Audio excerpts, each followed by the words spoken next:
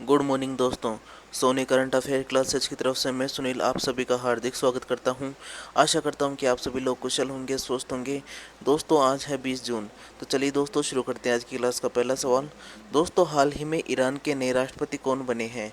तो दोस्तों इब्राहिम रईसी को हाल ही में ईरान के नए राष्ट्रपति के रूप में चुना गया है। वे ईरान के 8वें राष्ट्रपति बने हैं। चलिए दोस्तों बढ़ते हैं अपने अगले सवाल। दोस्तों अब देखते हैं आज का दूसरा सवाल। दोस्तों हाल ही में भारतीय नौसेना और यूरोपीय संघ नौसेना के मध्य इन यूनाफोर नामक संयुक्त नौसेना अभ्यास किस स्थान पर हुआ है? तो दोस्तों ये हुआ है अदन की खाड़ी में। चलिए दोस्तों बढ़ते हैं अपने अगले सवाल की तरफ। दोस्तों अब देखते हैं आज का तीसरा सवाल। दोस्तों केंद्रीय गृह मंत्रालय द्वारा हाल ही में साइबर धोखाधड़ी के कारण होने वाले वित्तीय नुकसान को रोकने के लिए कौन सा हेल्पलाइन नंबर लॉन्च किया गया है? तो दोस्तों ये हेल्पलाइन नंबर है 155260, जो कि हाल ही में केंद्रीय गृह मंत्रालय के द्वारा साइबर धोखाधड़ी के कारण होने वाले वित्तीय नुकसान को रोकने के लिए लॉन्च किया गया है। चलिए दोस्तों बढ़ते हैं अपने अगले सवाल की तरफ।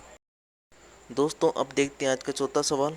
दोस्तों हाल ही में किस देश ने ग्रीन पास लॉन्च किया है, जो कि एक डिजिटल सबूत है कि इसे धारण करने वाला व्यक्ति कोरोना संक्रमित नहीं है? तो दोस्तों ये किया है इटली ने। इटली के द्वारा हाल ही में ग्रीन पास लॉन्च किया गया है, जो कि एक डिजिटल सबूत है कि इसे धारण करने वाला व्यक्ति कोरोना संक्रमित नहीं है। चलिए दोस्तों बढ़ते हैं अपने अगले सवाल की तरफ। दोस्तों अब देखते हैं आज का पांचवा सवाल। दोस्तों हाल ही में कौन सा देश कोरोना की एंटीवायरल दवा विकसित करने के लिए 3.2 अरब डॉलर का निवेश करेगा? तो दोस्तों ये है अमेरिका, जो कोरोना की एंटीवायरल दवा को विकसित करने के लिए 3.2 अरब डॉलर का निवेश करेगा। चलिए दोस्तों बढ़ते हैं अपने अगले सवाल की तरफ। दोस्तों अब देखते हैं आज का छठा सवाल।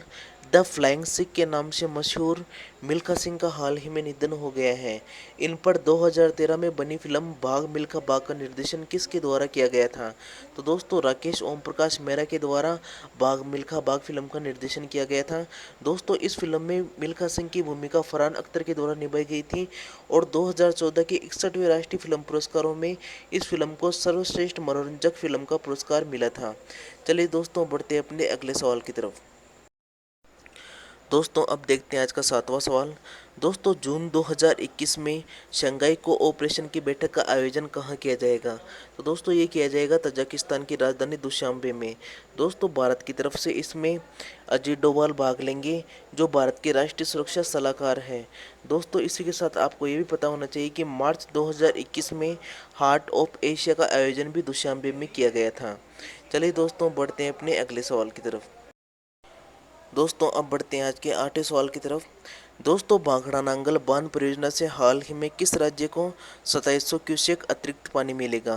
तो दोस्तों ये है राजस्थान, जिसे भाखड़ा नांगल बांध परियोजना से 2700 क्यूसेक अतिरिक्त पानी मिलेगा। दोस्तों पहले राजस्थान को 8000 क्यूसेक पानी मिलता था, अब इसके स्थान पर 10,700 क्यूसेक पानी मिलेगा। चलिए दोस्तों बढ़ते हैं अपने अगले सवाल की तरफ। दोस्तों अब बढ़ते हैं आज के 9वें सवाल की तरफ।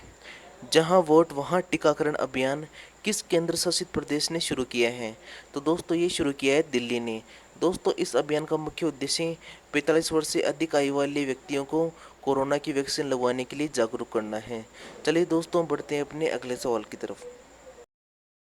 दोस्तों अब देखते हैं आज का अंतिम सवाल। विश्व प्रतिस्पर्धात्मक सूचकांक में भारत किस स्थान पर रहा है? तो दोस्तों भारत रहा है 43वें स्थान पर। दोस्तों इस सूचकांक में पहले स्थान पर रहा है स्विट्जरलैंड, दूसरे स्थान पर रहा है स्वीडन और तीसरे स्थान पर रहा है डेनमार्क। दोस्तों इसी अंतिम प्रश्न के साथ आपसे विदा लेता हूं और आशा करता हूं कि आपको आज की क्लास अच्छी लगेगी। दोस्तों इस क्लास के संबंध में अपने विचार कमेंट बॉक्स में लिखकर ज़रूर भेजिए। वीडियो को ज़्यादा से ज़्यादा लाइक कीजिए, शेयर कीजिए, सब्सक्राइब कीजिए। मिलते हैं अगली क्लास के साथ, तब तक के लिए राम राम।